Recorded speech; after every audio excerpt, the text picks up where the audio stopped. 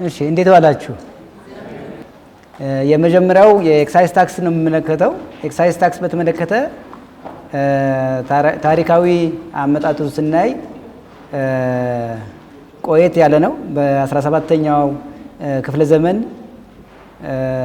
ሆላንድ በምትባል የአውሮፓ ሀገር የተጀመረ መሆኑን እና መጨረሻ ላይ በ1643 ላይ በእንግሊዝ ሀገር በሕግ ደረጃ ተረቆለት መሰብሰብ የተጀመረ እንደሆነ ሰነዶች ያመላክታሉ።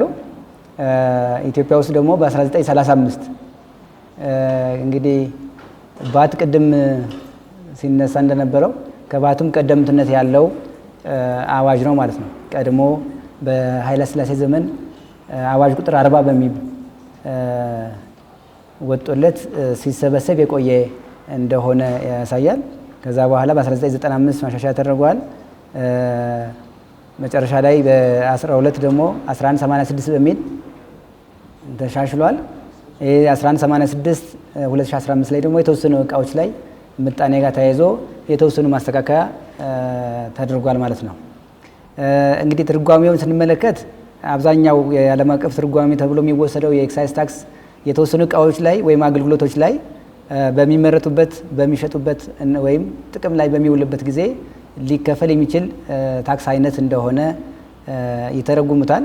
በእኛ ደግሞ ስንመለከት ከውጭ ሀገር ኢምፖርት በሚደረጉ እቃዎች ላይ እና በሀገር ውስጥ በሚመረቱ እቃዎች ላይ በተመረጡ እቃዎች ላይ ጤና ላይ ጠንቅ የሆኑ ወይም ጤና ላይ ጉዳት ሊያስከትሉ የሚችሉ ዋጋቸው ወይም ፍላጎቱ ከፍተኛ በመሆኑ ምክንያት ዋጋቸው ሊቀንስ የማይችሉ እቃዎች ላይ እና አንዳንድ ጊዜ ደግሞ ቅንጦት ምንላቸው አይነት እቃዎች ላይ ሊጣል የሚችል ታክስ አይነት እንደሆነ ያመላክታል። ስለዚህ ከባት ለየት የሚያደርገው ባት አብዛኛው እቃዎች ላይ የተጣለ ነው። ይሄኛው ግን የተመረጡ ጥቂት እቃዎች ላይ ብቻ የተጣለ ነው። እንዲሁም ደግሞ ይሄኛው ሲመረት ነው ሀገር ውስጥ ላይ የሚጣለው። ከስተም ላይ ሲሆን ከሀገር ውስጥ ሲመጣ ይጣላል። ሀገር ውስጥ ላይ ግን ከፋብሪካው ላይ ኤግዚት በሚያደርግበት ጊዜ ብቻ የሚጣል ታክስ እንደሆነ ያመላክታል። ባት ኤክሳይዝ ታክስን ጨምሮ ባለው ዋጋ ላይ ነው የሚጣለው። ይሄኛው ግን የከስተም ዲዩቲ ላይ ወይም ደግሞ የከስተም ዋጋው ላይ እና የቴምብር ቀረጥ ከተከፈለ ነው የጉምሩክ ቀረጥ ከተሰላበት በኋላ እሱን ደግሞ እሱ ላይ ነው ቤዝ አድርጎ የሚነሳው በሚል ያስቀምጣል። ስለዚህ የተወሰነ ነገር ከባት ጋር ያላቸው ልዩነት ይሄኛው ሰፋ ያለ ምጣኔዎች አሉት። ብዙ ነው ምጣኔዎች እንደየእቃው አይነት ይለያያል። ባት ግን እንደምታውቁት ለውጭ ሲሆን ኤክስፖርት ላይ 0 ሬት ሆኖ ለዚህኛው ደግሞ ለእቃዎቹ 15 በመቶ አድርጎ ፊክስድ አድርጎ የሚጠቀም ታክስ አይነት ነው። ስለዚህ ከአብዛኛው እነዚህ ኤክሳይዝ ታክስ የተጣለባቸው እቃዎችን ስንመለከት እነዚህ አንደኛው ልብስ ነው። አብዛኛው ብዙ ከስተመርና ብዙ ተመዝጋቢ የሚገኝበት ያለው ልብስ ነው። የልብሱ መጀመሪያ ላይ 1186 ላይ 8% ነበር የነበረው።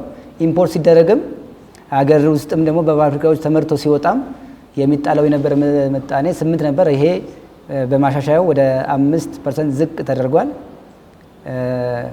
ይሄ አንዱ የእቃው አይነት ነው ማለት ነው። ሲገባም ጣቃ ሆኖ ሲመጣ ይጣልበታል። እንዲሁም ደግሞ ሀገር ውስጥ ደግሞ ገብቶ ፋብሪካዎቹ ይህንን አምርቶ ልብስ እኛ በምንለብሰው መጠን ልክ አዘጋጅቶ ከፋብሪካው በሚወጣበት ጊዜ 5 በመቶ መሰብሰብ አለባቸው በሚል የተጣለ ታክስ አይነት ነው። ከዛ ውጪ እነዚህ የከበሩ ማዕድናት የምንላቸው ወርቅን ጨምሮ ዳይመንድ ጨምሮ በእነዚህ ላይ የሚሰሩ ጌጣጌጦች የምንላቸው 40% የተጣለባቸው እንደሆነ ያሳያል። ከዛ ባለፈ ምናልባት እነዚህ ቤት ለማጌጥ ወይም ደግሞ መድረኮችን ለማሳመር ስንል የምንጠቀማቸው አርቲፊሻል አበባዎች፣ አርቲፊሻል ፍራፍሬዎች፣ አርቲፊሻል ቅጠል፣ ሀረግ የሚመስሉ ነገሮች እነዚህን ሁሉ ጨማምሮ እነዚህ ደግሞ 40% የሚጣልባቸው የእቃ አይነቶች እንደሆነ ያሳያል። ስለዚህ አበባ የሚያመርት ፋብሪካ ካለን ይህንን 40 በመቶ የመሰብሰብ ኃላፊነት ይኖረዋል ማለት ነው። ወይም ደግሞ ከውጭ ሀገር 40% ነው እነዚህን አበባዎችን ለሀገር ውስጥ ለመሸጥ ኢምፖርት የሚያደርግ ካለን በተመሳሳይ እነዚህ 40 በመቶ ታክስ ከፍሎ ጉምሩክ ላይ የሚወጣ ይሆናል ማለት ነው። ሌላው ለማዋቢያነት የምንጠቀማቸው እቃዎች ምንላቸው አሉ። እንደዚህ ሊፕስቲክ ምናምን የምንላቸው መኳኳያ ሊሆኑ የሚችሉት ጌጣጌጦች እነዛም 100% ስንል አጠቃላይ የፍራይቱ የኮስቱ የኢንሹራንሱ ምናምን ዋጋው ላይ የከስተም ዲዩቲ ዋጋ ተጨምሮበት ካለው አጠቃላይ ዋጋ ላይ ለምሳሌ 100 ብር ከሆነ 100 ብር ላይ ሌላ 100 ብር እንደመጨመር ማለት ነው። 200 ብር ዋጋ እንዲኖረው ይደረጋል ማለት ነው። ሌላኛው የአርቲፊሻል ጸጉር የምንለው ነው። ስለዚህ አርቲፊሻል ጸጉር ላይ በተመሳሳይ ወደ 40% ታክስ የተጣለበት እንደሆነ ያሳያል። ብቸኛው አገልግሎት ኤክሳይዝ ታክስ የሚከፈልበት አገልግሎት የምንለው የቴሌኮም አገልግሎት ነው። ስለዚህ ቴሌኮም ላይ የድምጽም የዳታም የኤስኤምኤስ አገልግሎትም እዛው ላይ 5% ኤክሳይዝ ታክስ የሚከፈልበት ይሆናል ማለት ነው። ስለዚህ ለምሳሌ የ100 ብር ካርድ ስንገዛ እና 100 ብር ካርድ ስንጠቀም በእያንዳንዷ ጊዜ 5% ኤክሳይዝ ታክስ እየተቆረጠበት ቴሌ ይሰበስባል። ይህንንም ለፌዴራል መንግስት በየጊዜው ሪፖርት ያደርጋል እንደማለት ነው። ስለዚህ ብቸኛው ኤክሳይዝ ታክስ የተጣለበት አገልግሎት ይሄ ነው ማለት ነው። ይሄም የቅርብ ጊዜ ታክስ ነው። ከዚህ በፊት አገልግሎት ላይ የተጣለ ነገር አልነበረም። ማሻሻያው ላይ 5% ቴሌኮም ላይ የተጣለ ኤክሳይዝ ታክስ ተገኝቷል ማለት ነው። ሌላ ርችት የምንለው ነው። ስለዚህ በየበዓላቱ በዓሉን ለማድመቅ የምንጠቀማቸው ወደ 100% የተጣለባቸው እንደሆነ ያሳያል። ዘይትና ስብ የምንላቸው በተመሳሳይ ከ30 በመቶ እስከ 50% ድረስ እየተጣሉባቸው እንደሆነ ያሳያል። ውሃ በተመሳሳይ ወደ 10% የተጣለበት እንደሆነ ያሳያል። ፔስታል አሁን በኋላ አገልግሎቱ በሕግ የተገደበ ቢሆንም ይሄ በኪሎ 40 ብር የተጣለበት ነበረ። በኪሎ 40 ብር ይከፈልበት ነበር። ይህንን የሚፈበርክ ወይም ደግሞ ይህንን ከውጭ ሀገር ኢምፖርት የሚያደርግ የትኛውም ሰው በኪሎ 40 ብር ከፍሎ ነው ኢምፖርት ማድረግ የሚችለው ወይም ደግሞ አምርቶ መሸጥ የሚችለው የነበረ ማለት ነው። ሌላኛው ይሄ አስቤስቶስ የሚባል ነው። እነዚህ አንዳንድ ጊዜ ጣራዎቹ ከቆርቆሮ በተለየ በዚህ አይነት አስቤስቶስ በሚባል ማቴሪያል ይሰራሉ። እንዲህ አይነት ማቴሪያሎችን የሚፈበርክ ወይም ደግሞ እንዲህ አይነት ማቴሪያሎችን አስገብቶ ቤት ሊሰራ የሚችል ግብር ከፋይ ካለ 20%ቱን ኤክሳይዝ ታክስ ከፍሎ ነው ኢምፖርት የሚያደርገው ማለት ነው። ወይም ደግሞ ለአምርቶ የሚሸጥም ከሆነ በተመሳሳይ 40%ቱን 20% ከፍሎ ወይም ደግሞ ሰብስቦ ነው የሚሆነው ማለት ነው። ሌላኛው የካካዋ ምርቶች ምንላቸው ብዙ አይነት የካካዋ ምርቶች አሉ። ስለዚህ እነዚህም 30% አካባቢ የተጣለባቸው እንደሆነ ያሳያል። ጣፋጭ ምንላቸው ከረሜላ፣ ማስቲካ ምናምን ምንላቸው ቾኮሌት ምናምን ምንላቸው በተመሳሳይ እንደዛው ወደ 10% ድረስ ምጣኔ የተጣለባቸው እንደሆነ ያሳያል። ለስላሳ መጠጦች የምንላቸው በተመሳሳይ እንደዛው 25% የተጣለባቸው ናቸው። አልኮል እንደየ አልኮል መጠናቸው መሰረት ከ30 እስከ 80% ድረስ የሚጣልባቸው የአልኮል አይነቶች እንዳሉ ያሳያል። አልኮል ላይ ሚኒማሙ በጠርሙስ ወይም በእንትን እስከ 25 ብር ድረስ ተጨማሪ ሊጣል እንደሚችል ይህን አማራጭ የሚወሰድ እንደሆነ ያስቀምጣል። ምጣኔ ብቻ ሳይሆን ፊክስድ ገንዘብ የተቀመጠለት እንደሆነ አልኮል ላይ ማየት እንችላለን። ሌላው ጨው ነው። ጨውም በተመሳሳይ መጀመሪያ በነበረው ላይ ከፍ ያለ ነበር። አሁን ላይ ግን 10% ነው የታክስ ምጣኔው። ስኳር በተመሳሳይ 10% ነው። ጫት የቆየ ነው አዋጁ፣ እሱ ማሻሻል አልተደረገም። እሱ ላይ 5% ይጣልበታል። ከዛ ባለፈ ለጤና ጎጂ ተብሎ የሚወሰደው ትንባሆና የትንባሆ ውጤቶች የምንላቸው ሲጋራ ነው። ስለዚህ ይሄ ከ20 እስከ 30% ድረስ የሚጣል እንዲሁም ደግሞ በአይተም በገንዘብም በተመሳሳይ የተቀመጠለት እንደሆነ አዋጁ ይደነግጋል ማለት ነው። ስለዚህ እነዚህ ለጤና ጎጂ የምንላቸው ለስላሳ መጠጦች፣ አልኮል፣ ጨው፣ ስኳር፣ እነዚህ ሲጋራ ምናምን የምንላቸው ጣፋጭ ነገሮች የምንላቸው ሁሉ ለጤና ጎጂ ናቸው በሚል ስለተደነገገ እነዚህ አይተሞች ላይ ታክሱ የተጣለ እንደሆነ አዋጁ ላይ ያመላክታል ማለት ነው። ስለዚህ በሰፊው ለማየት ስንፈልግ ስብና ዘይት ይሄ ነው ቅድም ያልኩት ነው። ስኳር በተመሳሳይ ነው። ካካዎ ምርቶች የሚባሉት እነዚህ ናቸው። ምናልባት ደግሞ ይሄ ለስላሳ ምርቶች ሆኖ በዱቄት መልኩ በፓውደር መልኩም ደግሞ የሚመረቱ ምርቶች አሉ። ስለዚህ አንዳንድ ጊዜ ባህሪውን ፋብሪካው በቀያየረ ቁጥር እነዚህ በዛ እንዳይሸወድ ሲባል በፓውደር መልኩ የሚመጡ የለስላሳ መጠጦችም ካሉ በተመሳሳይ ታክሱ የሚጣልባቸው እንደሆነ ያሳያል አዋጁ። በዚህ መልኩ ነው የሚያሳያቸው። ስለዚህ ኦልሞስት የተሽከርካሪ ነው ሌላው የቀረው። ተሽከርካሪ ለየት ያለ እንትን ነው የሚጠቀመው። አንደኛ ሲሲያቸውን ነው ቤዝ የሚያደርገው። ሁለተኛ ደግሞ የስሪት ዘመናቸውን ነው ቤዝ የሚያደርገው። እነዚህን ቤዝ አድርጎ የስሪት ዘመናቸው የቆየ ከሆነ የብክለት መጠናቸው ከፍ ያለ ስለሆነ እነዚህ ላይ ከፍ ያለ ምጣኔ አስቀምጦት ሚኒማሙ 5% ማክሲማሙ እስከ 500% ድረስ የተጣለበት እንደሆነ አዋጁ ያሳየናል። ሌላኛው ኤክሳይዝ ታክስ የመክፈል ግዴታው መቼ ነው የሚጀምረው የሚነሳው የሚቋቋመው የሚል ነገር ደግሞ ስንመለከት በሁለት መንገድ እናያለን። ታክሱ የሚጣለው አንደኛ አገር ቤት ሲገባ ነው እቃው ብለናል። ሁለተኛ ደግሞ እቃው ተመርቶ ከፋብሪካው ኤግዚት በሚያደርግበት ጊዜ ነው ብለናል። ስለዚህ ይሄ ከሆነ በሁለት መንገድ እናያለን ማለት ነው። የሚመረት ከሆነ የሀገር ውስጥ ምርት ከሆነ ከፋብሪካው በሚወጣበት ጊዜ ነው ይሄ ታክስ የሚጣለው በሚል ያስቀምጣል። ሌላ ኦፕሽናል ግን ኤክሳይዝ የሚመረትባቸው እቃዎች ለምሳሌ ብቸኛው ትንባሆ ነው። ትንባሆ ሲጋራ ከመሆኑ በፊት እዛው ይመረታል ትንባሆ ራሱ። ያኔ ተመርቶ እዛው ደግሞ ለሲጋራ ዓላማነት ሲውል መጀመሪያው ላይ ትንባሆ ላይ ታክሱ ይሰበሰባል። ቀጥሎ ደግሞ ወደ ሲጋራነት ከተቀየረ በኋላ ሲጋራ ሆኖ በሚወጣበት ጊዜ ደግሞ ኤግዚት በሚያደርግበት ጊዜ ታክሱ ይጣላል ብሎ ያስቀምጣል። ስለዚህ በዚህን ጊዜ እዛው ፋብሪካ ውስጥም የሚጣል እንደሆነ ያመላክታል። ኤግዚት ላይ በሚያደርግ ብቻ የሚል ድምዳሜ የሌለም የሆነው በዚህ እቃው አይነት ባህሪ ነው። ስለዚህ ሌላኛው አገልግሎቱ በሚሰጥበት ጊዜ ነው። ለምሳሌ ሞባይል እየተጠቀምን ባልንበት ሰዓት ኤክሳይዝ ታክስ ዲዩ አድርጓል ማለት ነው። ስለዚህ ያኔ የመክፈል ግዴታችን 1 ብር ይጀምራል። ያኔ ቴሌ እየቆረጠብን ነው ማለት እየተጠቀመ በየነበት ቁጥር አገልግሎቱ እያገኘ ስለሆነ በዛን ጊዜ ኤክሳይዝ ታክስ ዲዩ አድርጓል ተብሎ ይወሰዳል። ስለሆነም ያኔ ታክሳችን ይቆረጣል።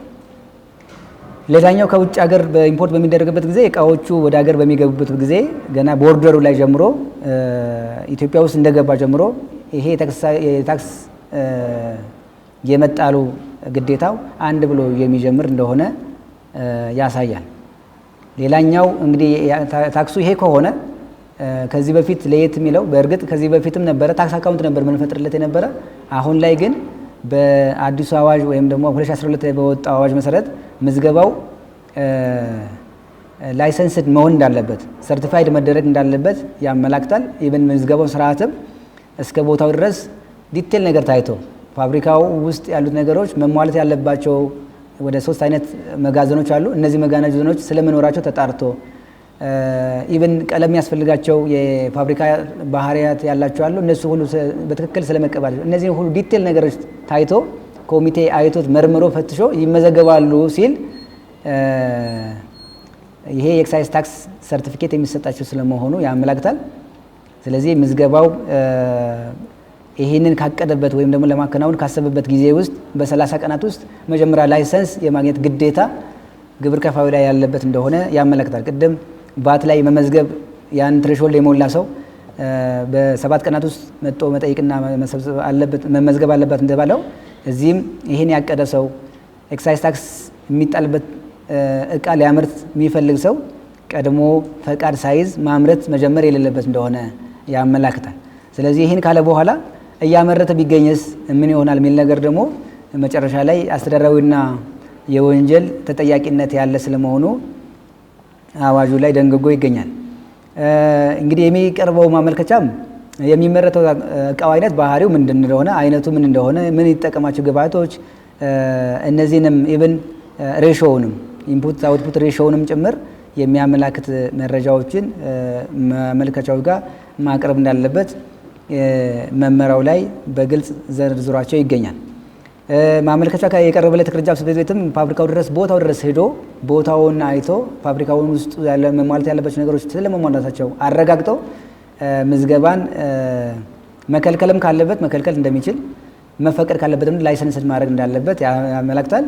በዚህ ጉዳይ ላይ ክርክር ከተነሳ ቅሬታ የማቅረብ መብቱ የግብር ከፋዩ የተጠበቀ እንደሆነም ያስቀምጣል።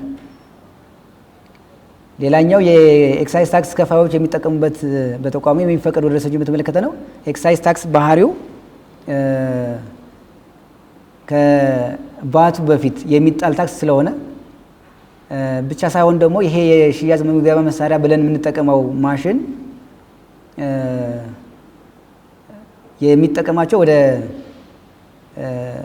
4 አይነት እንትኖች አሉ፣ ባህሪያት አሉት ማለት ታክስ ሬቶች። አንደኛው ለባት ነው፣ ባት 15% ነው። ሁለተኛው ለቲኦቲ ነው። ቲኦቲ 2 ሬት ነው ያለው። ያው ባለፈው ዓመት እስከ አጠፋ ነው ጊዜ ድረስ ምን ጠቀመው የነበረ አገልግሎት ሲሆን 10%፣ ከአገልግሎት ውጭ ከሆነ 2% ነው። ስለዚህ ይሄንንም ትሬት ማድረግ ይችላል የሽያጭ መመዝገቢያ መሳሪያ።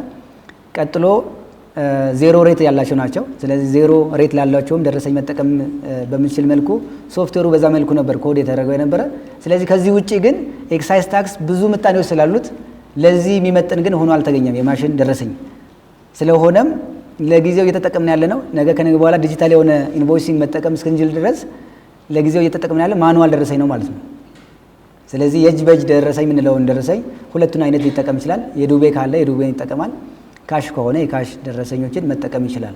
ስለዚህ የማኑዋል ደረሰኝ ነው የምንጠቀመው። ያን ማሽንን መጠቀም ያልቻልንበት ምክንያት ግን ቅድም ባልኩት ሎጂክ ነው። ይሄ ብዙ አይነት ደረሰኞች ምጣኔዎች ያሉት በመሆኑና የማሽን ውስጥ ያሉ ደግሞ እነዛ ሊሚት ተደርጎ የተሰጡን ብቻ ስለሆነ መቀበል የሚችለው የማሽን ደረሰኙን ለጊዜው መጠቀም አልተቻለም። ስለዚህ እነዚህ ሽያጭ የምንላቸው ሁለቱ ደረሰኞችን የምንጠቀም እንደሆነ ከዛ ባለፈ ቅድም ባት ላይ እንዳያችሁት እቃዎቹ ሲመለሱና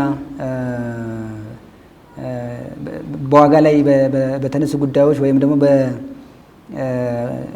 በመጠን ላይ በተፈጠረው ልዩነት አሊያም ደግሞ በጥራት ላይ በተጓደለ ጉዳይ ትራንዛክሽኖቹ በሁለቱ አካላት ሊደረግ ይችላሉ። ከተሸጠ በኋላ ሊመለስ ይችላል እቃ። ስለዚህ እነዚህ ነገሮችን ትሪት የምንደራረግባቸው 2 አድቫይሶች ይኖረናል ወይም ደረሰኞች ይኖራሉ። ዴቢት ኖት እና ክሬዲት የምንላቸው እነዚህ ደረሰኞችም የመጠቀም ግዴታ ይኖረዋል ማለት ነው። ከዛ ባለፈ እንደ ማንኛውም ግብር ከፋይ ካሽ ሪሲት የምንለው ወይም ደግሞ የገንዘብ መቀበያ ደረሰኝ እንትን ይጠቀማል። ከዛ ባለፈ የእቃዎቹ በሚወጡበት ጊዜ ዴሊቨሪ ኖት የምንላቸው የእቃ ማስረከቢያ ሰነድ ወይም ደረሰኝ ይጠቀማሉ። ወደ ፋብሪካው እቃ ተመላሽ በሚደረግበት ጊዜ ደግሞ እነዚህንም ደረሰኞችን የመጠቀም ኃላፊነት ይኖረዋል በሚል ያስቀምጣል። ሌላኛው የኤክሳይዝ ታክስ ስሌት በተመለከተ ነው። ስለዚህ ስሌቱ ከስተም ላይ በሚሆንበት ጊዜ እንግዲህ እስከ እንትን ድረስ ያለው አጠቃላይ ይሄ ሲአይኤፍ የምንላቸው ዋጋ በሚል የምናስቀምጠው ለከስተም ዲዩቲ ወይም ደግሞ ለጉምሩክ ቀረጥ ቤዝ የምንለው አለ። ስለዚህ የኢንሹራንስ ይገባል አንድ ኢምፖርተር። ከዛ ኮስት አለ፣ የተለያዩ ወጪዎች አሉት። ለፍራይት ደግሞ ያወጣቸው ወጪዎች አሉ። እነዚህ ሁሉ ተደማምሮ አጠቃላይ ዋጋ ነው እንላለን። ይሄ ዋጋ ለጉምሩክ ዋናኛው ዋጋ አድርጎ ይወስዱታል። ስለዚህ እዚህኛው ላይ በጉምሩክ ደግሞ ምጣኔ ከ0 እስከ 35 ያለውን ምጣኔ እንደየእቃው ባህሪ ይጣልበትና ያ የሚሰበሰበው የጉምሩክ ቀረጥ እንደገና ሲአይኤፍ ከተባለው ዋጋ ላይ ደምረንበት ይሄንን ነው ማለት ነው የኤክሳይዝ ታክስ አካል አድርገን የምንወስደው። ስለዚህ እዚህኛው ዋጋ ላይ ነው ማለት ነው ኤክሳይዝ ታክስ የሚሰለው። አይ ቲንክ እዚህ ፎርሙላው ለማሳየት የተፈለገ እንትኑ ላይ የእቃው ዋጋ ወይም ሲአይኤፉ ሲደመር የጉምሩክ ቀረጡ የነዚህ ላይ የሁለቱ ድምር ላይ ኤክሳይዝ ታክሱ የተጣለበት ምጣኔ የሚከፈል እንደሆነ ያመላክታል ማለት ነው። ለምሳሌ ለስላሳ ዋጋው የ100 ብር ቢሆን አንዷ ዋጋ፣ ስለዚህ በዚህ 100 ብር ላይ ከስተም ዲዩቲ ምጣኔው 20% ቢሆን የ100 ብር 20% አስልተን 20 ብር ቢሆን ስለዚህ የ120 ላይ ነው ኤክሳይዝ ታክስ ምንጥልበት 120 ሲባዛ 25% ብለን ኤክሳይዝ ታክሱን አስልተን እናገኛለን ማለት ነው። ስለዚህ 100 ብር ብቻ ሳይሆን የምናደርገው የጉምሩክ ቀረጡ ታክሎበት ይሆናል በሚል ስለሚያስቀምጥ እንግዲህ ባት ያያችሁ ከሆነ ኤክሳይዝ ታክሱም ተደምሮበት የጉምሩክ ተደምሮበት እንዲሁም ደግሞ ሱር ታክስም ታክሎበት መጨረሻ ላይ ባለው ዋጋ ላይ ነው ወደ ባት የሚመጣውና የባቱና የዚህኛው ልዩነታቸው አንዱ ስሌት ላይ ይሄኛው ነው ኢምፖርት በሚደረግበት ጊዜ። ነገር ግን እቃው በሀገር ውስጥ የሚመረት ከሆነ ፋብሪካው ላይ ከሆነ ግን በፋብሪካው ዋጋ ላይ ነው።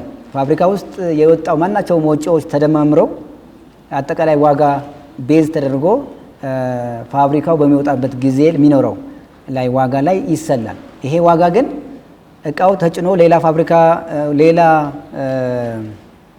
መጋዘን ላይ ለማስገባት በጫኝ አውራድ ሊከፈል የሚችል ይኖራል። የትራንስፖርት ምናምን የምንላቸው ኮስቶች ይኖራሉ። እነዚህ ነገሮችም ካሉም ግን እነዚህ ወጪዎች የዛ የኤክሳይዝ ታክስ ቤዝ ሊሆኑም እንደማይችሉ ያመላክታል። ስለዚህ እነዚህ ኤክስክሉድ የተደረጉ ናቸው ማለት እነዚህ ዋጋዎች አጠቃላይ ዋጋ ላይ ሊጨመሩ ይችላሉ። ለኤክሳይዝ ታክሱ ላይ ግን ቤዝ የሚሆነው ይሄ እንዳልሆነ የአዋጁ ላይ ያስቀምጣል። ስለዚህ ኤክሳይዝ ታክስ በሀገር ውስጥ በሚመረትበት ጊዜ እዛው ፋብሪካው ድንበር ላይ ከመውጫው በር ላይ ሊኖረው የሚችለው ዋጋ ላይ ነው ማለት ነው። ኤክሳይዝ ታክስ የተጣለውን ምጣኔ አባዝተን መሰብሰብ አለበት በሚል የምንወስደው። ሌላኛው ኤክሳይዝ ታክስ ላይ እና ለየት ያለ ከዚህ በፊት ከምንጠቀማቸው 3 ላይኖች ነበር የነበሩት። ከ3 ላይኖቹ ሰፋ ብሎ የመጣው ማሻሻያ የተደረገው የመጣው ኤክሳይዝ ታክስ አሁን ላይ ወደ 7 ላይኖች አሉት። የመጀመሪያው በወሩ በተሸጡ እቃዎች ላይ የተሰበሰበ ኤክሳይዝ ታክስ ስንት ነው የሚል ነው። በወሩ በተሸጠ እቃ ላይ የተሰበሰበ ኤክሳይዝ ታክስ ስንት ነው የሚል ነገር ይቀመጣል። ቀጥሎ ደግሞ ሁለተኛው ላይን 10 የምንለው በወሩ ለተሸጡ እቃዎች ላይ የወጣ ለግብዓትነት የዋለው መጠን ላይ የዋለው ኤክሳይዝ ታክስ መጠን ስንት ነው። መጀመሪያ የመጣ ጊዜ ብዙ ሰዎች ላይ ብዥታ ፈጥሮ የነበረው አጠቃላይ የተገዛው በግዢ ላይ አጠቃላይ ኢምፖርት ሲደረግ የወጣው የተከፈለው ኢምፖርት ላይ የተከፈለው ኤክሳይዝ ታክስ መጠንን ከሽያጭ ከተሰበሰበው ላይ እየተቀነሰ ተመላሽ ነበረ ልክ እንደ ባት ሲንከባለል የቆየው። ይሄ ትክክል እንዳልሆነ ተገልጾ አሁን ላይ ፎርሙም አሁን በደንብ ጋይድ አድርገናል። ስለዚህ አሁን ላይ ግን ትክክለኛው አሰራሩ የኤክሳይዝ ታክሱ ተመላሹ አካሄዱ ምንድነው? ለግብዓቱ ላይ ያወጣነው ወጪ የሚያዝላቸው ኦንሊ ለመሸጫ ማለት ልንሸጠው ባሰብነው እቃ ላይ የተጠቀምነውን ያክል ላይ ባለው ግብዓት ላይ የተከፈለው ኤክሳይዝ ታክስ ብቻ እንደሆነ ያመላክታል። ለምሳሌ የ100 ሺህ ብር የተከፈለበት ለነገሩ ምሳሌውን እዛ አንድ ኤግዛምፕል ስላለ እሱ ላይ በደንብ ባነሳው ይሻለኛል። ሌላኛው ላይን 15 ላይ የተቀመጠው የወሩ የተጣራ ኤክሳይዝ ታክስ ተከፋይ በተመለከተ የሚከፈለው ገንዘብ መጠን ስንት ነው የሚለውን ስንመለከት ግብዓቱ ላይ ለዛ ለአውትፑቱ ወይም ደግሞ ላወጣ ነው ለሽያጭ ላዋል ነው እቃ ላይ የተጠቀምነው ግብዓት ላይ የተከፈለው ኤክሳይዝ ታክስ እና በተሸጠው የተሰበሰበ ኤክሳይዝ ታክስ ልዩነቱ ነው ማለት ነው። አሁን ተከፋይ ነው አይደለም እንለው። ስሌቱ ይሄ ከሆነ ምን ጊዜም ቢሆን ምንድነው ማለት ነው? ተመላሽ ነው የሚባል ነገር የለም ማለት ነው። ኤክሳይዝ ታክስ ሁሌም ቢሆን ምንድነው ማለት ነው? ተከፋይ ነው ማለት ነው። ምክንያት ሁሌ አብዛኛውን ጊዜ ምንድነው አንድ ሰው ሲሸጥ ከኮስቱ በታች ሊሸጥ ስለማይችል ሜቢ አሳማኝ ነገሮች ገጥመውት ማርኬቱ ላይ ፌለሪቲ ገጥመውት የሆነ ነገር ካልተከሰተ በቀር መሸጫ ዋጋው ምን ጊዜም ቢሆን ከገዛበት ዋጋ የሚበልጥ ስለሆነ ተመላሽ የመሆኑ እድል የለም።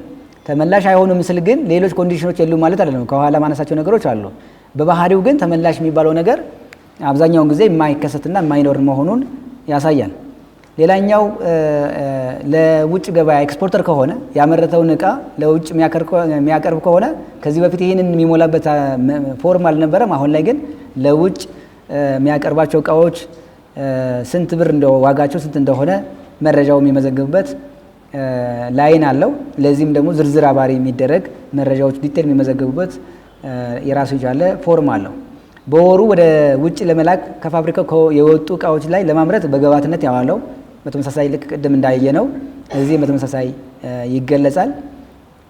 ከዛ ሶስተኛው 30 ላይ የተቀመጠው በወሩ ከፋብሪካው የወጡ ኤክሳይዝ ታክስ የማይከፈልባቸው ለሀገር ውስጥ ፍጆታ የሚውሉ እቃዎች ሽያጭ መጠን በተመለከተ አንዳንድ ጊዜ ኤክሳይዝ ታክስ በልዩ ባህሪው ከታክሱ ነፃ ለተደረጉ አካላት ሽያጭ በሚከናወንበት ጊዜ ይሄንም ነጥሎ ማሳወቅ መቻል አለበት። ኤክሳይዝ ታክስ መጀመሪያ ሲያመጣ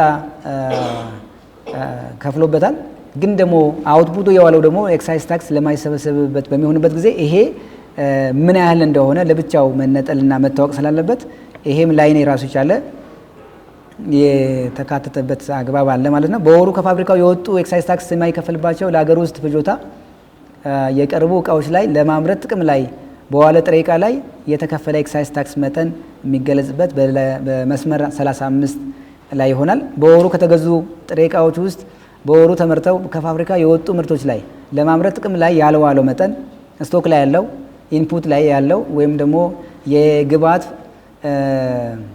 መጋዘኑ ላይ የተከማቸው ላይ ያለው ገና ለምርትነት ካልዋለው ላይ የዋለው ኤክሳይዝ ታክስ ማወቅ ስላለብን እሱ ምን ያክል እንደሆነ የሚገለጽበት ላይን 40 ላይ ይቀመጣል። ካለፈው ወር የዞረ ደግሞ የተንከባለለ በተመሳሳይ የተከፈለ ኤክሳይዝ ታክስ ለብቻው ደግሞ ማወቅ ስለሚያስፈልገን እሱም የሚገለጽበት አለ።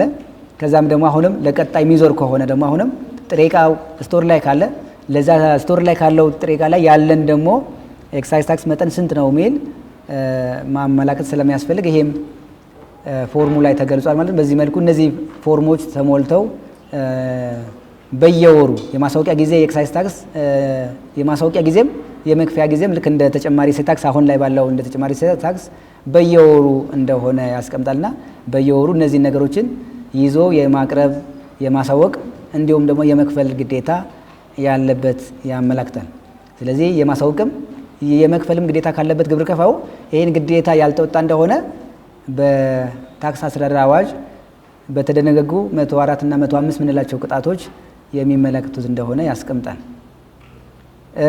ከዚህ ታክስ ነፃ የተደረጉትን በተመለከተ አንደኛ ለውጭ ገበያ የሚቀርቡ እቃዎች ከታክስ ነፃ ናቸው። ኤክስፖርት ልክ ቫት ነፃ ነው እንዳልነው ሁሉ ለዚህም በእርግጥ ባህሪው የቫት ተመላሹን እንዲያካክስ ስለሚፈለግ ነፃ ነው አይባልም፣ ዜሮ ሬት ነው የምንለው። ለዚህኛው ግን ነፃ እንደሆነ ማየት እንችላለን። ዞሮ ዞሮ ዜሮም አለ ነፃም አለ፣ ተመሳሳይ ነው ውጤቱ። ከጥቅም ውጪ እንዲሆኑ የተደረጉ እቃዎች ሊኖሩ ይችላሉ። ለምሳሌ አንድ የቢራ ፋብሪካ ኤክሳይዝ ታክስ የተሰላበትን ጠርሙሱን ጨምሮ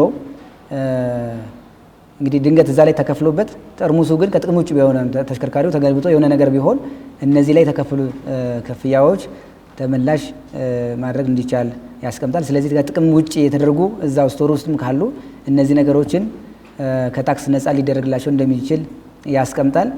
ሌላኛው ከታክስ ነፃ የተደረጉ መብት ያላቸው አካላት ይኖራሉ። ለምሳሌ እነዚህ የቆንጽላ ምንድነው የምንላቸው የኤምባሲ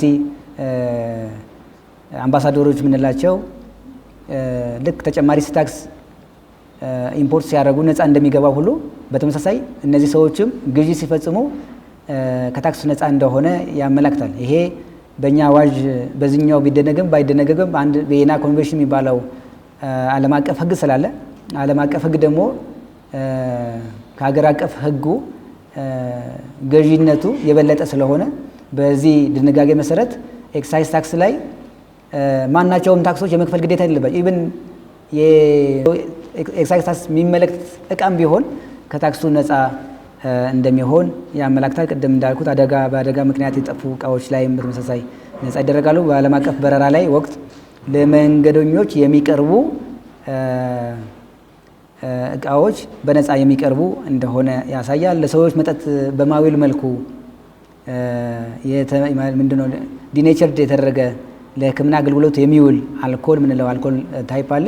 ስለዚህ ይሄ አልኮል በሚለው ጄኔራሊ ከታክስ ነፃ አይደለም ብንልም ስፔሲፊክ ይሄኛው ግን ለሕክምና አገልግሎት የሚውል ስለሆነ በሚል ባት ላይ ቅድም እንዳያችሁት እዚህ ውስጥም ነፃ እንደ መድኃኒት ስለሚቆጠር ነፃ የተደረገበት አግባብ አለ። ሌላው ለመከላከያ ሚኒስቴር ለፌዴራልና ለክልል ፖሊስ ኮሚሽኖች በሚኒስቴር መስሪያ ቤት የተፈቀዱ ግዢዎች ይህንን ሚኒስቴር መስሪያ ቤት ፋይናንስ ሚኒስቴር ነው። ስለዚህ ፋይናንስ ሚኒስቴር በልዩ ሁኔታ የሚፈቅድላቸው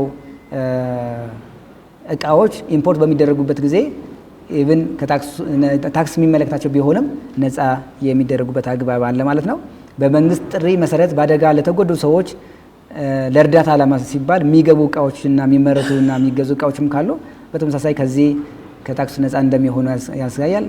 ከተሽከርካሪ በስተቀር ተሽከርካሪን ሳይጨምር ወደ ሀገር የሚገቡ መንገደኞች በሕግ የተፈቀደላቸው የግል እቃዎች ይዟቸው የሚገቡ እቃዎች ተሽከርካሪ ብቻ ላይ ታክስ የሚጣል ሆኖ ከዛ ውጭ ግን የተፈቀደላቸው እንደሆነ ያሳያል።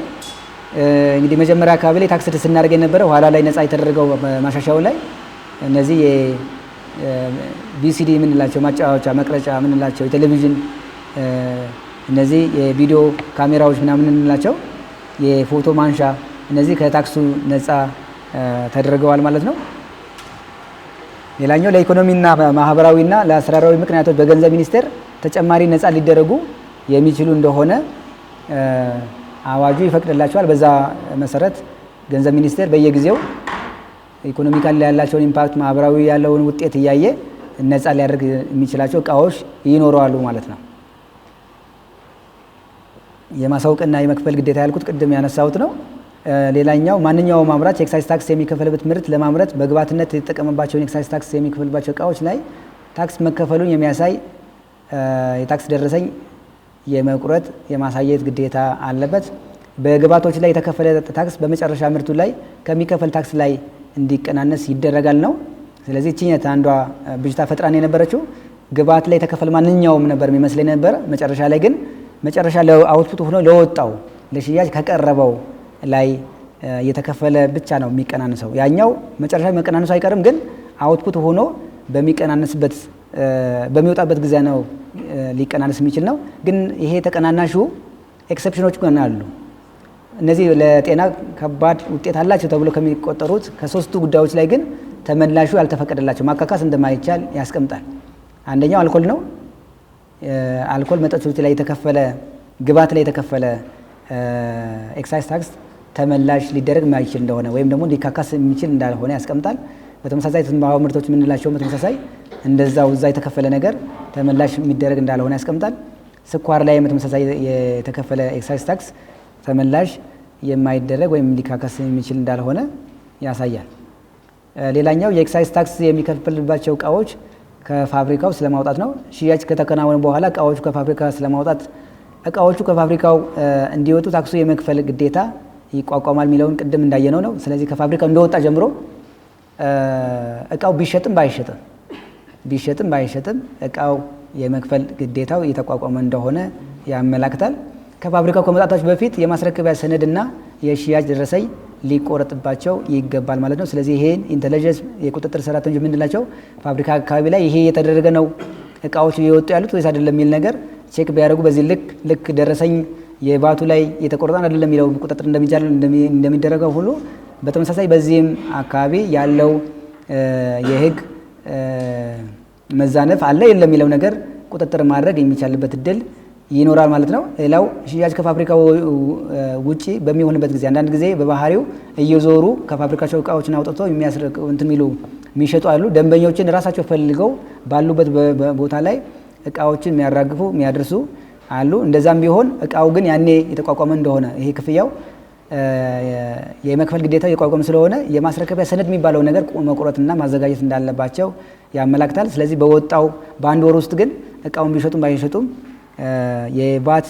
የመክፈል ግዴታ የተቋቋመለት ስለሆነ የመክፈል ግዴታ እንዳለባቸው ያመላክታል።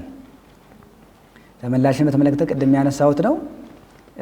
ሌላኛው ኤክሳይዝ ታክስ ልዩ ባህሪው የተወሰኑ እቃ አይነቶች ቴምብር ቀረጥ አላቸው። የኤክሳይዝ ታክስ ቴምብር ቀረጥ የሚከፈልባቸው ባህሪያት ያሉ እቃዎች አሉ።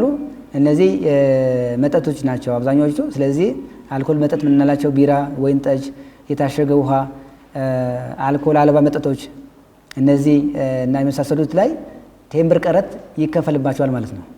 ስለዚህ እነዛ ላይ ቴምብር ቀረጥ ስለመከፈሉም ይለጠፍባቸዋል ማለት ነው። ሌብል ይደረጋል በሚል ያስቀምጣል። ይሄም የራሱን ቻለ ሰፊ ትንታኔ ያለው ነው በመመራው ማለት ነው። እነዚህ የሚከፈልባቸው እንትኖችም ስንት ብር እንደሆነ አስቀምጦታል። ትንባሆ ላይ በተመሳሳይ እንደዛው አለ።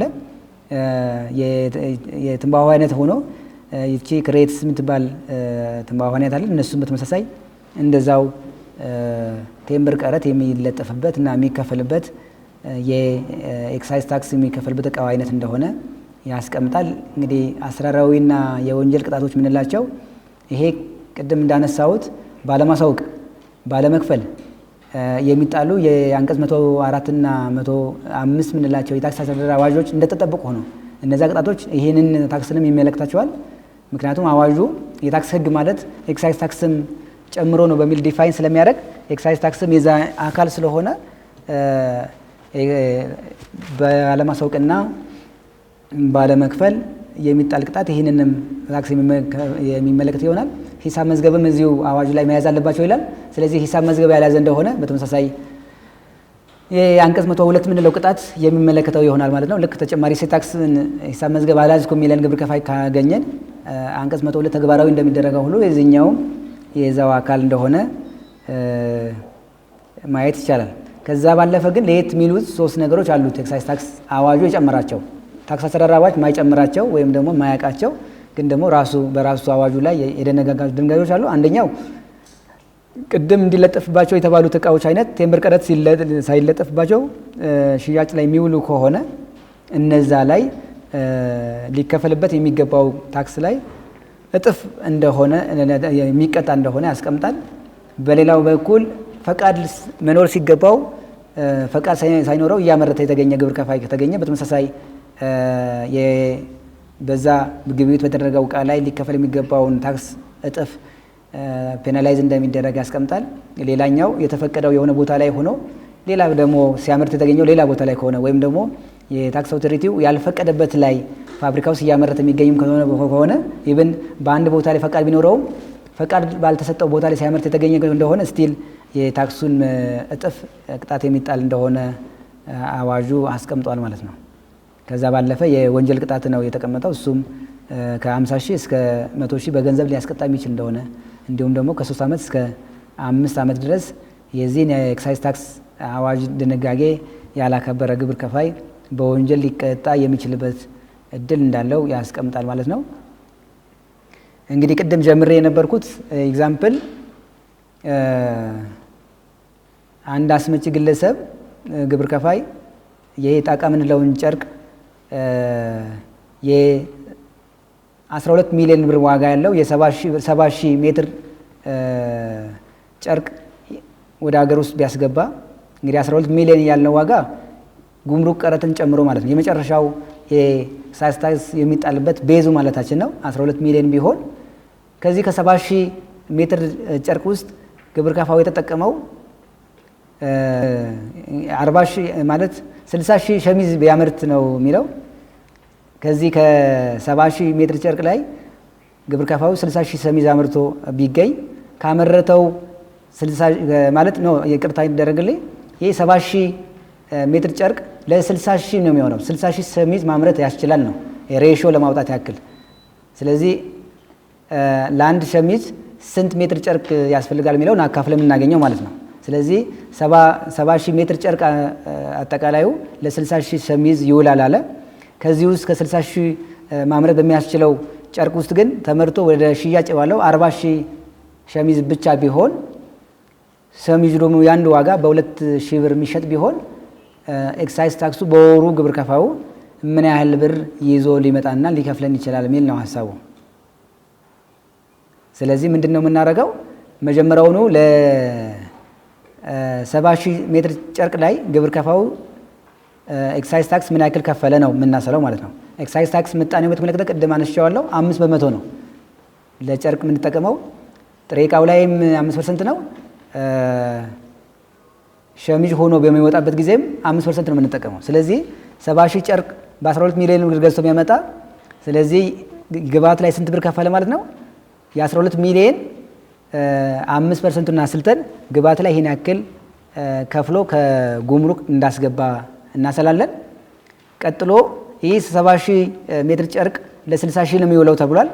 ከ60 ሺህ አላመረተም ወይም ደግሞ አምርቶም ለሽያጭ አላዋለም። ስለሆነም ለሽያጭ ያዋለው ግን 40 ሺህ ብቻ ቢሆን ወይም ደግሞ ከፋብሪካው የወጣው 40 ሺህ ጨርቅ ብቻ ቢሆን ስለዚህ ምንድነው የምናደርገው? አንደኛ 40 ሺህ ሲባዛ በ2,000 አድርገን አጠቃላይ ሽያጩ ስንት ነው የሚል ነገር እናወጣለን። እዛው ፋብሪካ ላይ እያለ የልብሱ የሸሚዞቹ ዋጋ ስንት ብር 2,000 ነው ተብሏል። አጠቃላይ ስንት ነው የሚል ነገር እናሰላለን።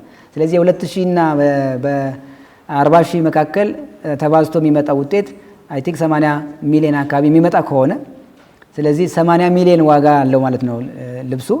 ስለዚህ የዚህ 80 ሚሊዮኑ 5% ስንት ይሆናል የሚል ነገር እናመጣለን። ስለዚህ ከሽያጩ የተሰበሰበባት ኤክሳይዝ ታክስ ይሄን ያክል ነው ብለን እንይዛለን። ቀጥሎ የቀረን ስራ ምንድን ነው? 40 ሺህ ሸሚዝ ነው የሸጣቸው ወይም ደግሞ ለሽያጭ ሊያውል ያወጣቸው ብለናል። ከ40 ሺህ ሸሚዝ ላይ ምን ያህል ጨርቅ ይጠቀማል የሚለውን ሬሾ እናወጣለታለን። ምን ማለት ነው? ለ70 ሺህ እንግዲህ 70 ሺው 60 ሺህ የሚሆን ከሆነ 40 ማለት 70 ሺህ ጨርቅ ሜትር ጨርቅ 60 ሺህ ሸሚዝ የሚሆን ከሆነ 40 ሺህ ሜትር ሸሚዝ ምን ያህል ተጠቅመዋል የሚለውን እናሰላና በዛ ባሰላነው ውጤት ላይ ሆነን የኤክሳይዝ ታክሱን ደግሞ የግብዓት ላይ ያወጣው እናሰላለን። መጨረሻ ላይ ሁለቱን እናቀናንስና ሊከፈል የሚገባው ስንት ነው የሚለውን ነገር እናመጣለን። ስለዚህ ኤግዛምፕሉን ሳሳያችሁ የመጀመሪያ ላይ የተሰበሰበው በ70 ሺህ ሜትር ጨርቅ ላይ የተሰበሰበው 12 ሚሊዮን ሲባዛ 5% ሆኖ 600 ሺህ አካባቢ ለጉምሩክ ከፍሎታል። ስለዚህ 12 ሚሊዮን ሲባዛ 5% አድርገን 600 ሺህ ብር ለጉምሩክ ከፍሏል። ግን ደግሞ 600 ሺህ ሙሉ በሙሉ አሁን ላይ በሚሸጥበት ጊዜ አናቀናንስለትም። ምክንያት ለሽያጭ ያዋለው ስንት ብቻ ስለሆነ 40 ሺህ ብቻ ስለሆነ 60 ሺውን ቢሸጥ ኑሮ እውነት ነው 600 ሺህ ነበር የምንቀንሰው የነበረ። ነገር ግን ሰውየው ግን የተጠቀመው 20 ሺውን ገና ወይ አላመረተም ወይም ደግሞ 20 ሺውን አምርቶ ግን ወደ እንትን አላወጣም፣ ከፋብሪካ አልወጣም። ስለዚህ 20 ሺው ላይ የተከፈለው ለ20 ሺህ ለማምረት በሚውል ኤክሳይዝ ጨርቅ ላይ የተከፈለው ኤክሳይዝ ታክስ ተመላሽ የሚደረግበት አይሆንም። ስለዚህ 40 ሺው ላይ የዋለው ጨርቅ ምን ያክል ነው የሚል ነገር አስልተን በዛ ጨርቅ ዋጋ ላይ ደግሞ ምን ያህል ግብዓት እንደዋለ አስልተን የሚመጣው ወደ 400 ሺህ አካባቢ ለዚህ ለ40 ሺህ ሸሚዝ በዋለው ግብዓት ላይ ኤክሳይዝ ታክስ እንደከፈለ አስልተን እንደርስበታለን። ስለዚህ ቀጥሎ ደግሞ ሰውየው 40 ሺህ ሽጧል ብለናል። በ2 ሺህ ብር ዋጋ ነው የሚሸጠው። አጠቃላይ ስናባዛ 80 ሚሊዮን አካባቢ ይመጣል። 80 ሚሊዮን ሲባዛ በ5% አድርገን ደግሞ ወደ 4 ሚሊዮን አካባቢ ከሽያጩ የሚያገኘው ኤክሳይዝ ታክስ ነው ወይም የሚሰበስበው ነው ማለት ነው። ስለዚህ ከሽያጩ ላይ የሰበሰበው 4 ሚሊዮን ሲቀነስ ለ40 ሺህ ጨርቅ ብቻ ነው ሸሚዝ ብቻ በዋለው ግብዓት ላይ የከፈለው 400 ሺህ አስልተን የዚህ ዲፈረንስ ወደ 3.6 ሚሊዮን አካባቢ ኤክሳይዝ ታክስ በወሩ መጥቶ እንዲከፍል አስልተን ወይ አስልቶ ይመጣል ወይም ደግሞ እሱ ይሄን እንዲከፍለን እንጠብቀዋለን ማለት ነው። ኤክሳይዝ ታክስ ይሄን ነው። ቴምብር ቀረጥ አጠር ያለች ሶሪ ይቅርታ፣ ኤክሳይዝ ታክስን ነው የጨረስኩት። ቴምብር ቀረጥ ላይ የተወሰነ ነገር ላንሳና መጨረሻ ላይ ጥያቄና መልስ እናደርጋለን።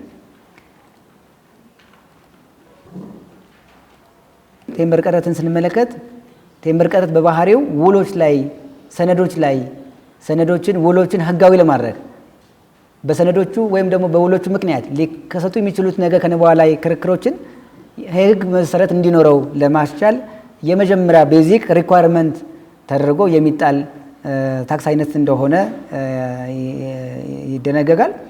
ይሄ ወደ 1624 አካባቢ በኔዘርላንድ ተግባራዊ መደረግ የጀመረ ታክስ አይነት እንደሆነ ማየት እንችላለን። በእኛ ደግሞ በ1979 374 አዋጅ ቁጥር 334 ላይ የተጀመረ እንደሆነ ማየት ይቻላል።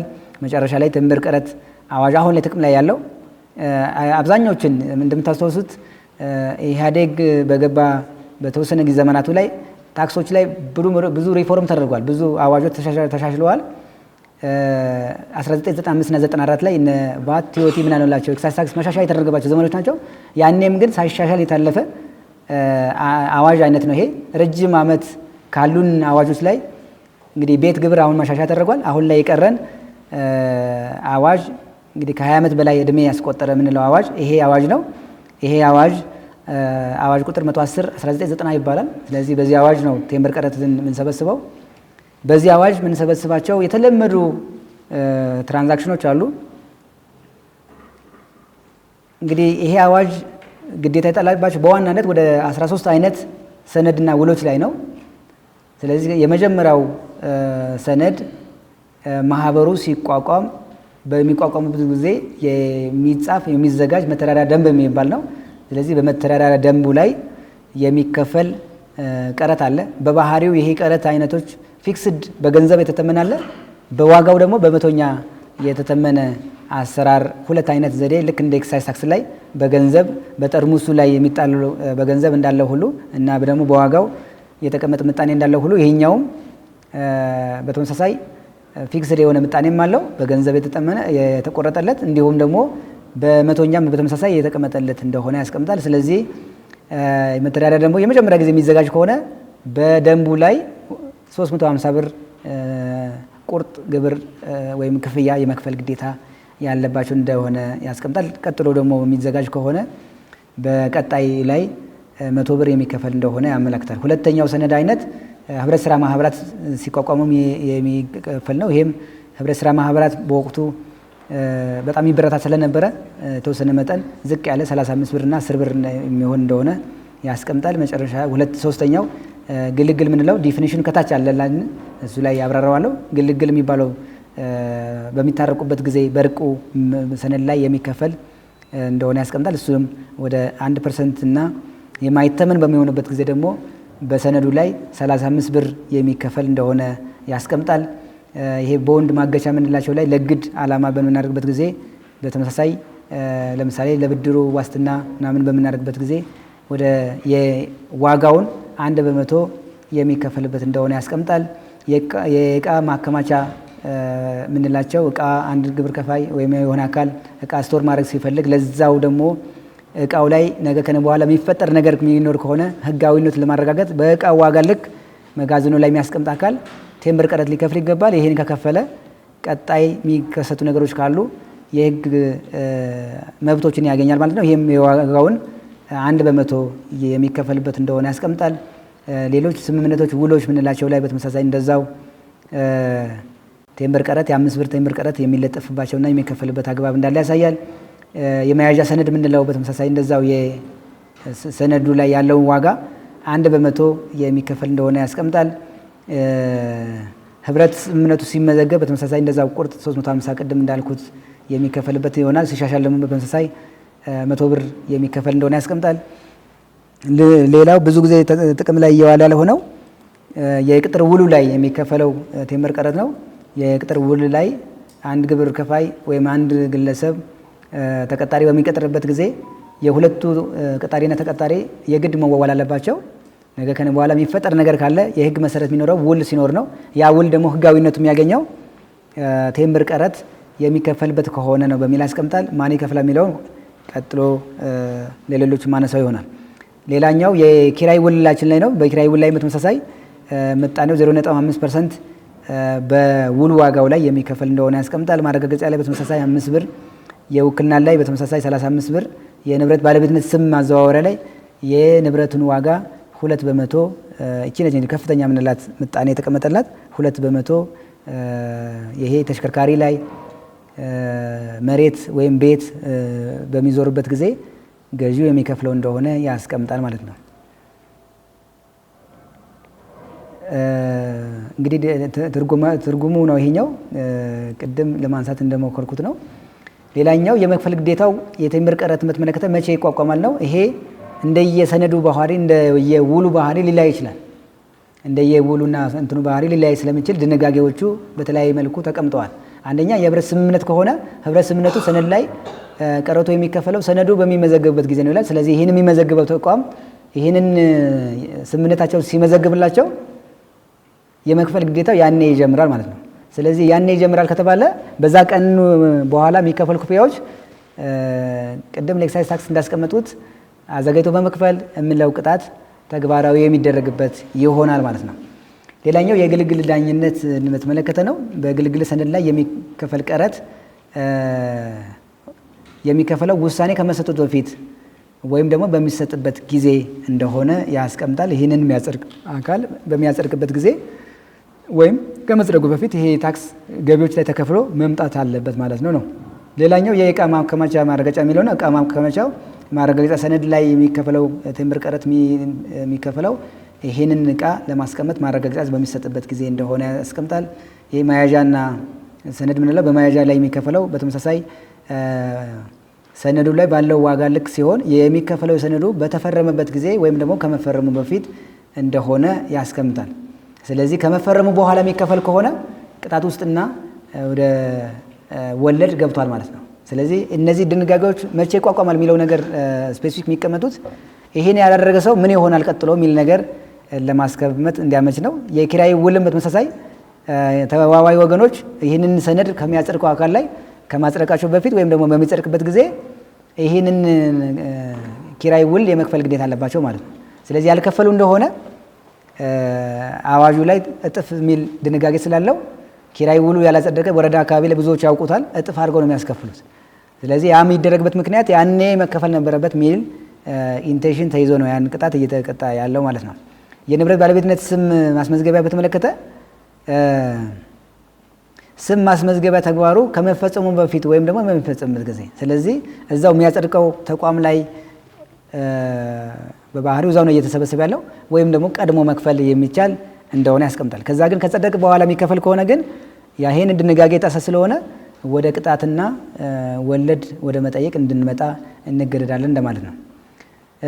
ሌላኛው በየሰነዱ በባህሪው የመክፈል ግዴታው የማን ነው የሚል ነው። ቴምበር ቀረጥን የመክፈል ግዴታው እንደየውሉና ሰነዱ ባህሪ ሊለያይ ይችላል።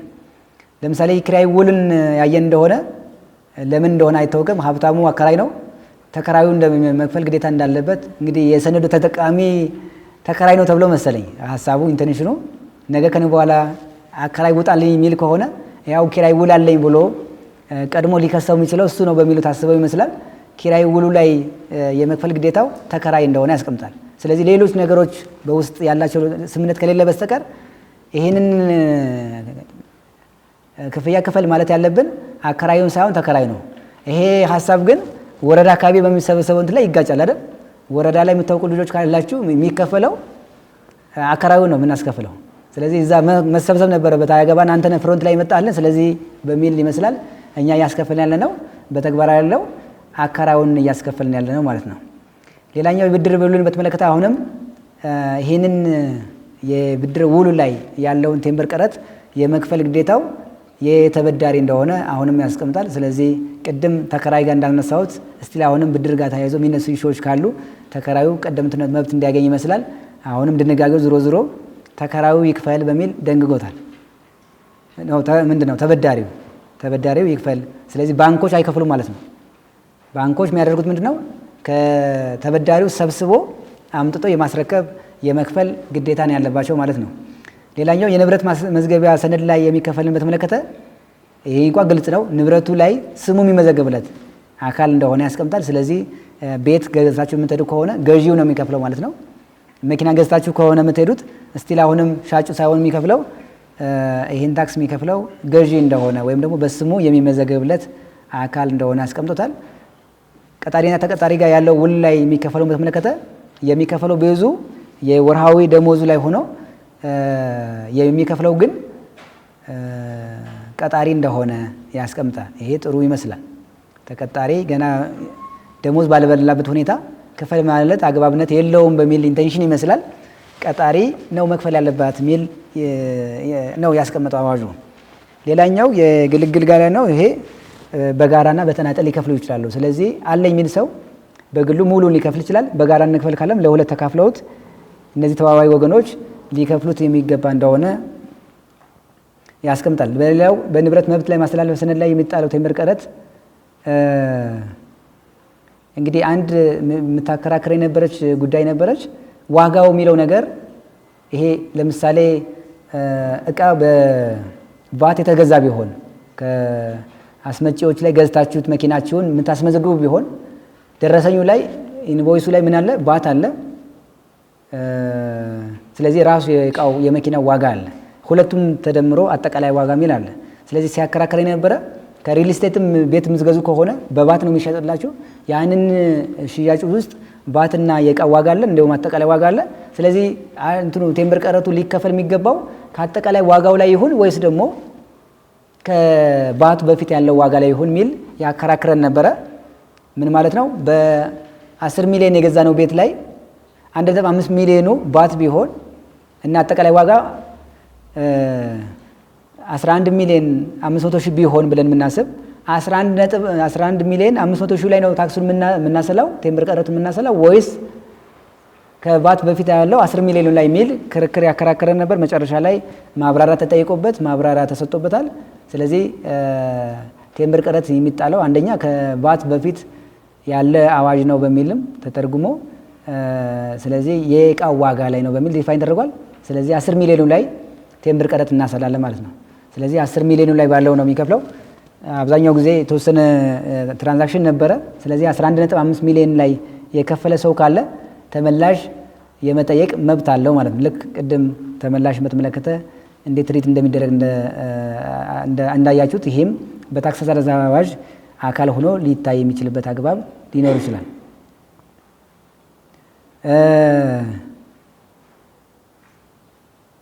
ሌላኛው የሚያከራክር የነበረው ይሄ ቴምብር ቀረጥ ላይ የሚከፈለው ክፍያ የማን ይሁን የሚል ነው። የክልሎች ነው ወይስ የፌዴራል ይሁን የሚል ነገር ነበር የሚያከራክር የነበረ።